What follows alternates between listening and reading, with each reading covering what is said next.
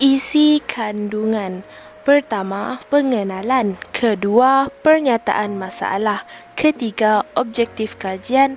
4, persoalan kajian. 5, implikasi kajian. 6, metodologi kajian. 7, sorotan literatur. 8, kesimpulan. Pengenalan. Singkatan LGBT atau kadangkala dikenali juga sebagai GLBT telah digunakan sejak era 90-an bagi menggantikan panggilan gay untuk merujuk kumpulan yang menyukai sesama jantina.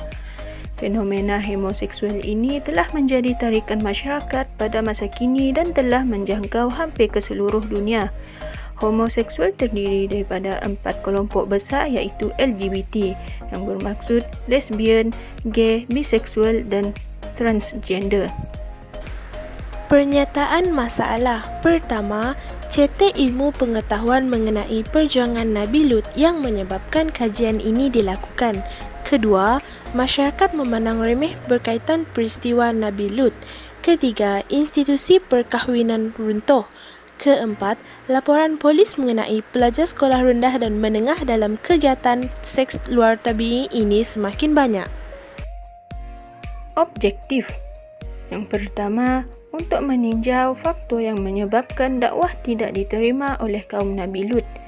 Kedua, untuk mengukur pengetahuan masyarakat tentang kisah Nabi Lut. Yang ketiga, untuk mengkaji metod dakwah yang digunakan oleh Nabi Lut terhadap kaumnya. Keempat, untuk mengenal pasti implikasi dakwah Nabi Lut terhadap kaumnya. Persoalan. Pertama, apakah faktor yang menyebabkan dakwah tidak diterima oleh kaum Nabi Lut? Kedua, adakah masyarakat mengetahui tentang kisah Nabi Lut? Ketiga, apakah metod dakwah yang digunakan oleh Nabi Lut terhadap kaumnya? Dan yang keempat, apakah implikasi dakwah Nabi Lut terhadap kaumnya? Implikasi. Masyarakat mengambil mudah mengenai hubungan sejenis, malahan merasakan golongan ini juga berhak diberi peluang mendapat kebebasan.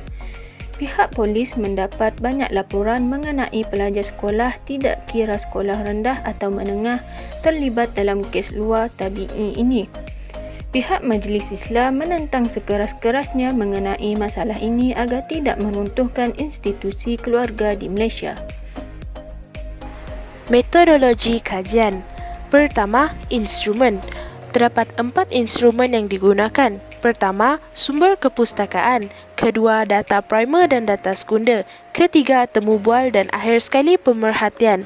Lokasi. Kajian ini dilakukan di Institut Kemahiran Islam Malaysia Sarawak IKMAS.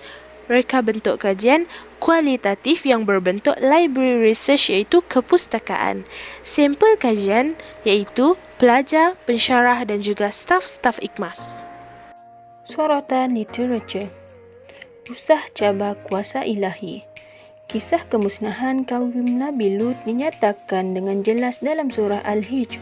Kisah yang dipaparkan dalam Al-Quran adalah sebahagian daripada tanda mukjizat kerana ia menceritakan mengenai umat terdahulu bersama rasul-rasul mereka yang sebahagian besar tidak diketahui oleh manusia kini. Sejarah dakwah Nabi Lut. Sejarah Nabi Lut mengenai perkabaran berkaitan bencana yang bakal menimpa kaum Sodom. Kajian ini untuk mengkaji implikasi yang terjadi akibat daripada sikap sombong dan kufur kepada Allah serta memungkiri ajakan yang dibawa oleh Nabi Lut.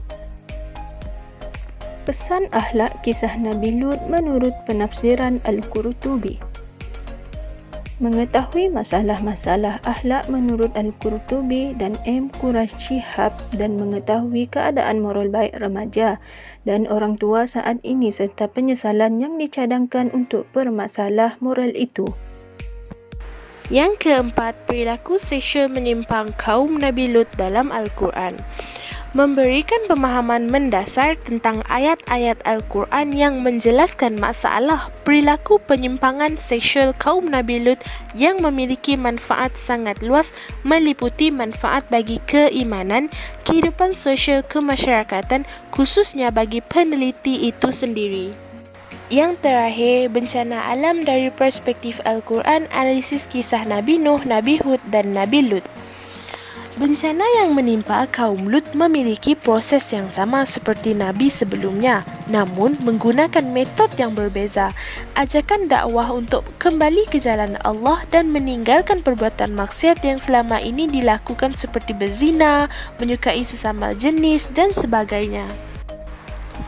Kesimpulannya, banyak iktibar yang dapat diperolehi melalui kajian ini. Antaranya, membantu masyarakat untuk mengetahui dengan lebih baik mengenai kisah Nabi Lut. Selain itu, mengetahui cabaran dakwah yang dihadapi oleh Nabi Lut dalam menghadapi kaumnya sendiri. Akhir sekali, mengetahui metod dakwah yang digunakan oleh Nabi Lut untuk mengajak kaumnya kembali kepada jalan Allah. Sekian, itu sahaja daripada kumpulan kami. Terima kasih.